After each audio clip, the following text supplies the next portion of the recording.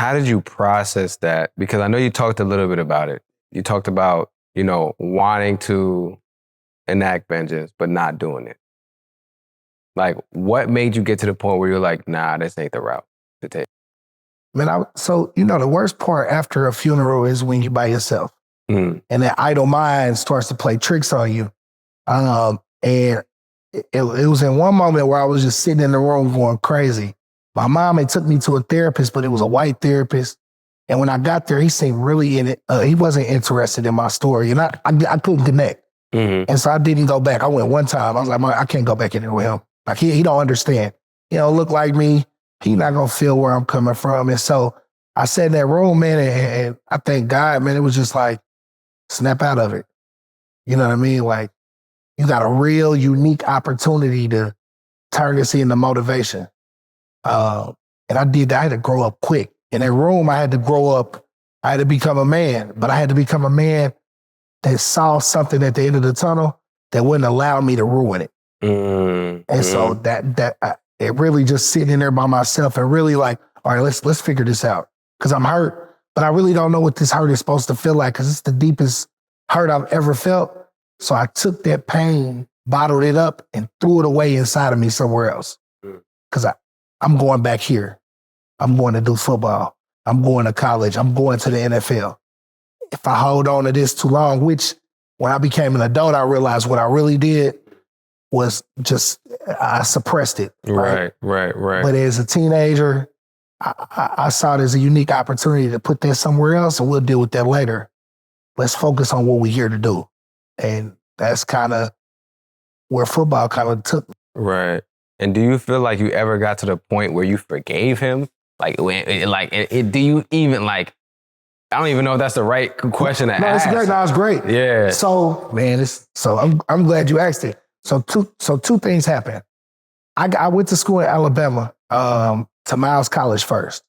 When I got to Miles College, I wasn't proud about making it to college. Like, it was like every time something major would happen for me, I couldn't get excited because of this pain that I was holding.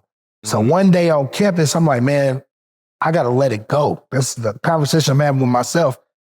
And I went back through the situation. And in my mind, I'm like, okay, so we weren't there. My daddy is known for being one of them ones. You know what I'm saying? So what did he do to this person to make them feel like they were in danger? And this is a kid.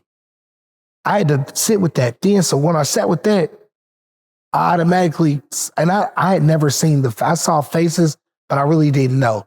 And so it's like, I forgive you. I got to let this go. But then I transitioned to my dad because it built up some resentment. Why did you go over there? Why didn't you come get me when you were supposed to come get me? And we probably could have avoided this. And so then I had to have that conversation. And then immediately I felt light, right? And I felt like, okay, I can do this. So then I got to, I think I was 26. I went to a party in Indianapolis. It's called Grits and Biscuits. They bring a Southern DJ up and he plays all the old stuff from when you like in high school. I walked down the steps. I'm with my best friend, and I knew who the guy was that killed my dad at this point because I had got on Facebook. You can find anybody on Facebook. Right. So I knew a real distinct face. He got tattoos everywhere. He was standing in this party, this person. And so I thought I was tripping. I got to like, oh, ain't no way. Like, ain't no way. I got a daughter. I got a 1-year-old daughter. So, and she's like everything for me. And so I walked past him twice because I wanted to see if he knew who I was. Right. Wasn't paying attention. So you know how those cartoons have like the devil and the angel on your shoulders? I'm going through that moment in this party like, I'm about to kill him. I'm about to take a beer bottle, flash, and go to work. Or I legally carry a gun. So, and the car is my gun. Security is latched at this party. I could run outside and go get the gun and come back in here. But on the other shoulder, it's like, man, you got a daughter, bro. You kill him, your daughter is going to grow up like you grew up.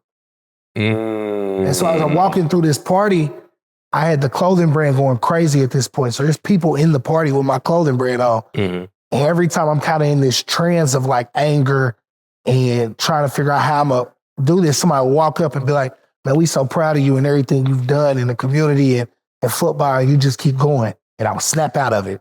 And so I called my mom. I said, Mama, he in here.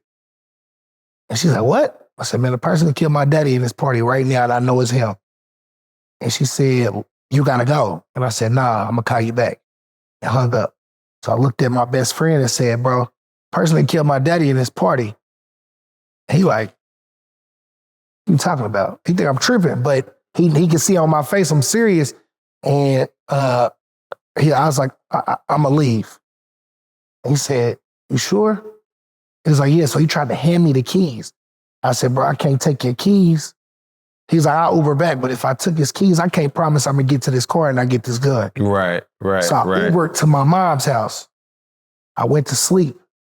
I woke up the next morning and felt like I had passed my biggest test in the world. Like I felt so empowered with just everything that had happened that I knew I had passed the test. And then after that, it was like, I can truly say I forgave him.